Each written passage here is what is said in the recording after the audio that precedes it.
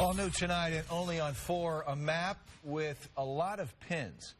Each one of those costing you and our schools. These all represent properties which a wealthy California man owns. But he is not paying taxes on most of them. So News 4 investigator Chris Negus headed to L.A. to find out why he's slouching. We're here in Southern California. Let's see if we can get some answers. Before I made my way up this sidewalk in an exclusive Southern California neighborhood where multi-million-dollar homes are the norm, I started on a more modest block, Mueller Avenue in Ferguson. I'm due any minute. Inside this small home, Trishana Lawson is raising a family. I have 2 boys. Her rent is $5.95 a month, and it's owed to a landlord 2,000 miles away. In St. Louis County, Lawson's home is just one of 614 houses owned by a company called Raineth Housing. The taxes on Lawson's home are delinquent, and on at least 558 Raineth properties, the story is the same. On many homes, the taxes haven't been paid for 3 years. News 4 Investigates compiled a list of every St. Louis County property owned by Raineth Housing and determined more than $1.1 million is owed to taxing districts throughout St. Louis County. The Director of Revenue explains why it matters. When people don't pay their taxes, those districts have less revenue with which to supply services. Good morning. That includes school districts. Happy Monday to you. How are you doing, beautiful? Like Jennings, where unpaid real estate taxes and fees on Raineth houses total more than $268,000. Stay in line, stay in line. More than half that money belongs to schools like Fairview Elementary. Would that amount of money make a real impact? The amount of funds that you discussed, it would make a tremendous impact because that would be the equivalent of 2 to 3 teachers, maybe even more, in funding. Dr. Art McCoy's district isn't the only one that's owed. Unpaid taxes and fees on Raineth homes in the Ferguson-Florissant district total nearly $250 grand. Riverview Gardens, $267 grand. In Normandy, more than $257,000. If the Raineth name sounds familiar, it's because News 4 Investigates began asking questions in 2015, when depressed real estate values in North County led to a buying spree. On this street alone, they own this one, this house, and this one too, and this one, and last but not least, this one. But now, with debts that have a direct impact on local taxpayers piling up, I headed west to California and sat down with Raineth CEO Ed Renwick to ask about all the houses he bought. The vast majority of those are delinquent in taxes. Probably, yeah. The news comes as no surprise to Renwick, and he's candid in his responses. You owe a lot of money. We do, and we're not happy about it. It's, we have so we're behind in our taxes because we're behind in our profitability. From his Brentwood, California living room, Renwick is alerted each time a Missouri tenant reports an issue. Tenant says there was a piping issue down the street. The former private equity firm partner openly admits the business is more complicated than he expected. We were surprised at the challenges of operating the business. I mean, we rent to folks who have who don't make much money. And folks who don't make much money sometimes are short on their rent. But you knew that going in.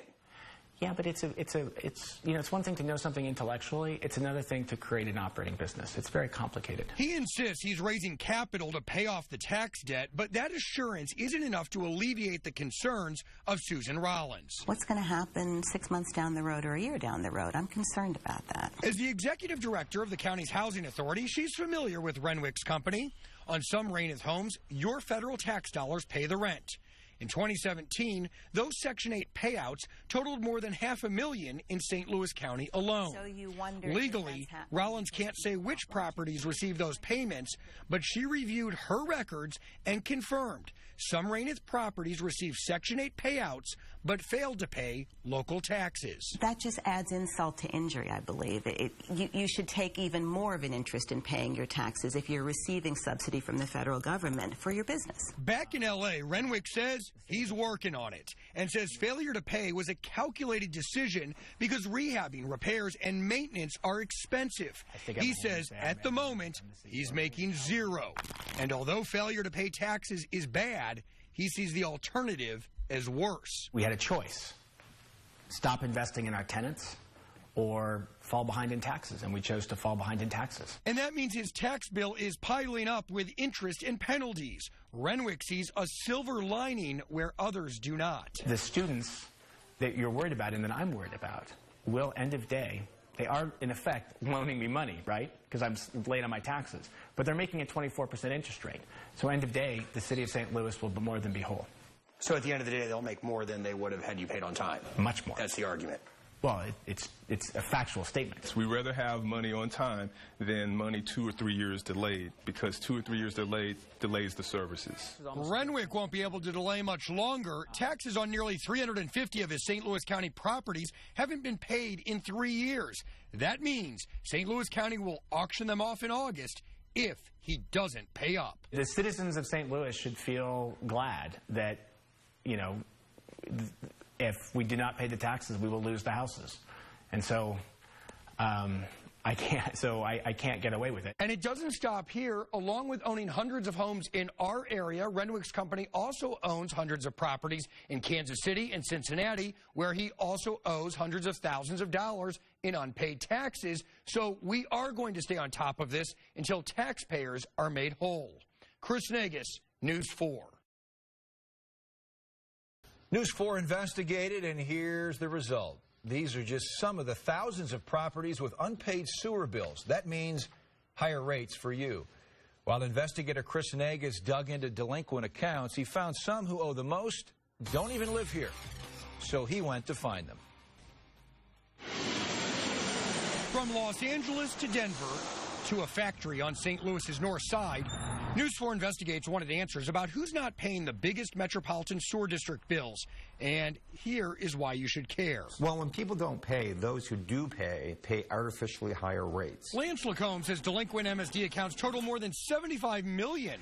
Sometimes the person using the sewer service has no idea their bill is delinquent. On your unit, the unpaid sewer bill is $1,557. Oh, wow. And it's just my building? Just your unit. I mean, yeah, my unit. Oh, wow. Well, yeah, we do use a lot of water. Dina Brown lives in the Spanish Cove Townhomes, a massive complex in North County owned by out-of-state investors. Do you get a separate MSD bill here? No, I've never seen one. Several tenants told me the sewer bill is supposed to be included with the rent.